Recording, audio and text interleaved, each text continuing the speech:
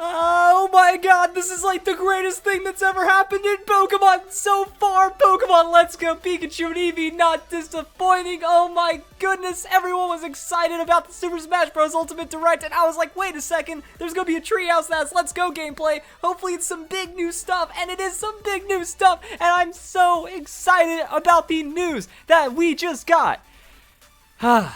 Deep breath.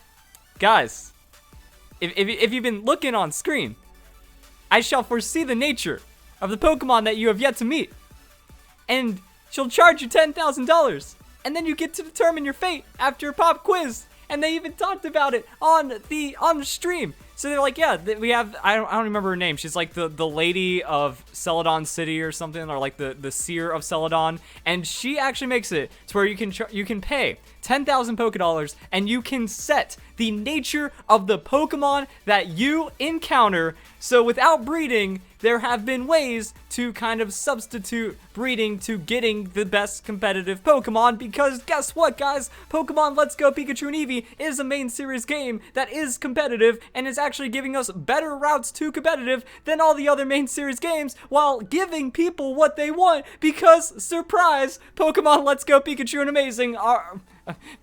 I kind of blew it right there. Pokemon Let's Go Pikachu and Eevee are amazing games.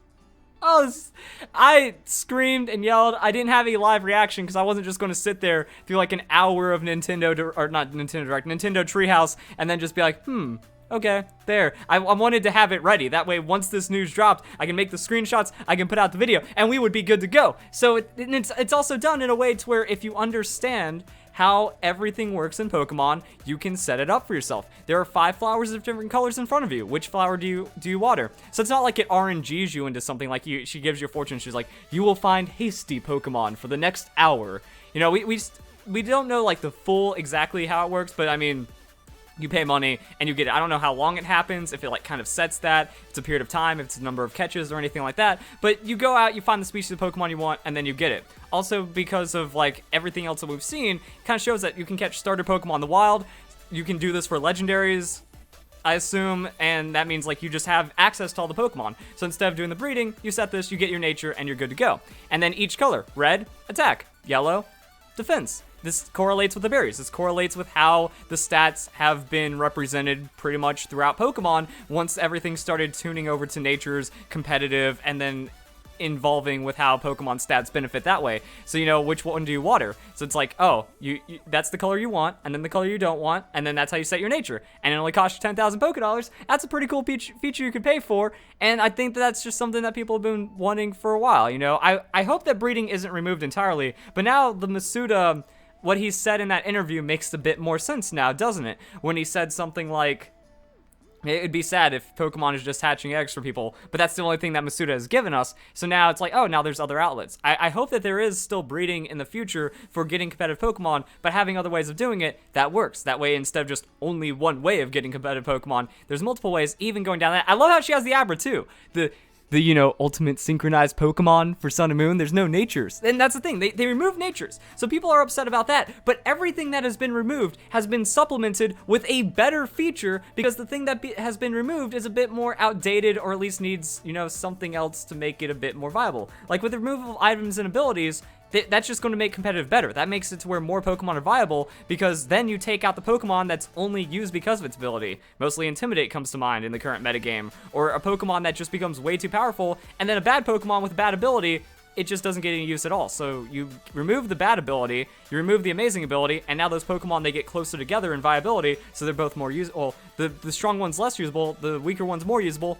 Boom. Items and abilities need a major rework, so I think removing that and then kind of supplementing it with other things you can do works out. Same with this. Oh no, how am I going to get the nature I want? Well, there's a system inside of it, because you should have trusted Game Freak, because everything about Pokemon Let's Go Pikachu and Eevee is amazing. They even consider IVs, because IVs are in this game, and that also shows why this is still a competitive game. So you get the judge feature. They didn't say how you get it or when you get it, but at some point the judge becomes available inside the games, and it seems kind of early on. We have a level 30 Vulpix. They're just hanging around Celadon City, and then we can go and check our Pokemon stats. And you even get like a seal of approval or a seal of meh. You know, okay stats. Okay. Good. But then we have an amazing Vulpix. Amazing stats. Very good, very good, very good. Best on that speed. Fantastic on the special attack.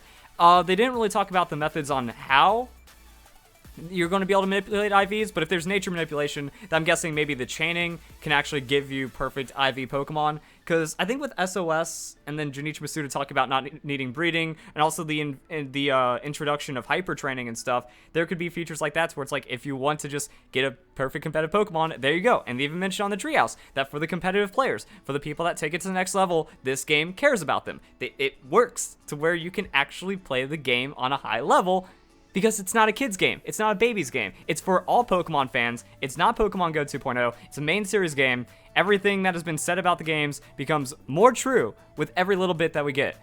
And that's awesome. So guys, comment down below, what do you think of this feature? Because I just blew up over it, and I can't wait for all of the other crazy things that we see. The Nintendo Treehouse is still going on at the time of recording this video, so there's gonna be more updates and stuff like that. I was honestly hoping that when we saw the Nintendo Direct, when we saw the Nintendo Treehouse, that it's like, hey, is this gonna be like the first 3 video day for news that I get to do in like over a year or something? Because those were the good old Pokemon Sun and Moon days, where you had like 4 videos off of one solid trailer and all the new Pokemon and all the new features and all the new things to find from it. But with all the information we've been getting about Let's Go, it's been short trailers with not a lot of information, and unfortunately that doesn't build the hype, but the hype was always there. You know, from the first trailer to now, there's been enough information to have faith in the games, and you could see it in the background. It's like, oh, there's an online, and you can battle people online. And there's megas, so naturally this game is going to be as competitive as any other Pokemon game. Pokemon Blue version, Red and Blue, that was a very competitive game.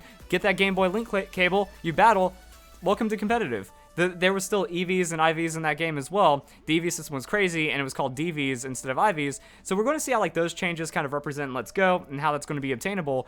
But that's something. We have the candy system. We have all these other crazy, awesome new features coming in, and it looks like it's just going to round it out to where you have something else to do. It's not just only breeding, which a lot of people, they like being only breeders. I understand that. But now the people that are against that, which is a majority of the community, that's why there's so much hacking, that's why there's so much cheating.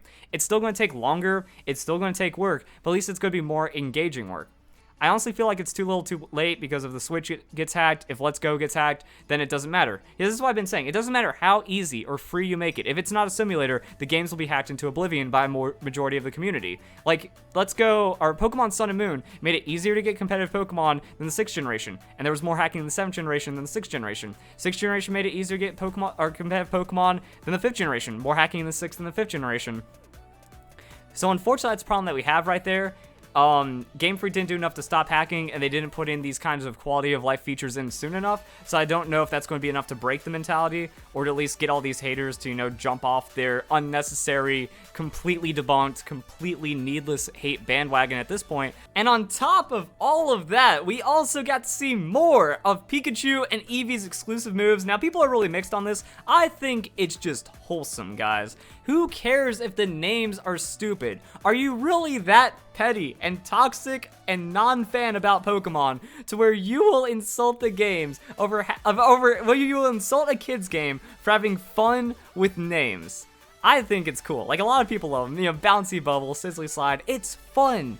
It's a fun game, but it's also a serious competitive game made for everyone, as proven by all of the other features. But we get to see that you go to Celadon City, and then there's going to be a move tutor for that. Now that also opens up the possibility of other move tutors, other characters that can help out with other Pokemon, and I like that. But this guy, he actually looks exactly like what you would expect for, you know, someone that would teach you a move called Glitzy Glow and Batty Bad. Batty Bad, guys. Oh, that is hilarious. I can't wait to see what we get out of the Batty Bad. They chose Sizzly Slide to show off against Erica, or at least Erica's gym in the trailer. But I like that. And then with Pikachu, there was already like a flying one, so we have Splishy Splash.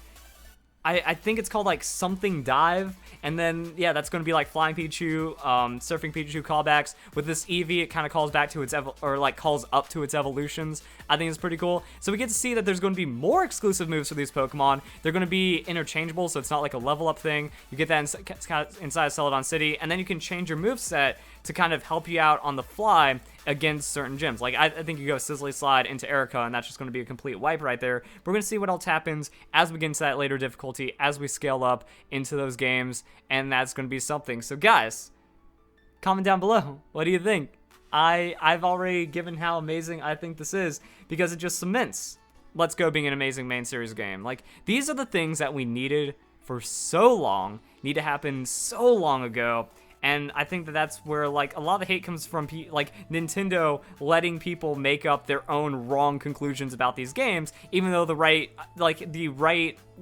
right to think about these games is right in front of you. You just have to have faith in Nintendo. You have to be a fan and trust them. People didn't do that, and now we're seeing all this amazing stuff come out after the fact. Hopefully it's going to be enough. So I wonder if we're going to get a trailer kind of giving us a bit more information on this stuff. I think it might be just Nintendo Treehouse, because that happened. You know, we had the E3, we got some information there, and then we didn't hear about that for months from, like, the official trailers or the website updating or anything like that. So very little amount of time, 2 weeks until the game comes out at this point.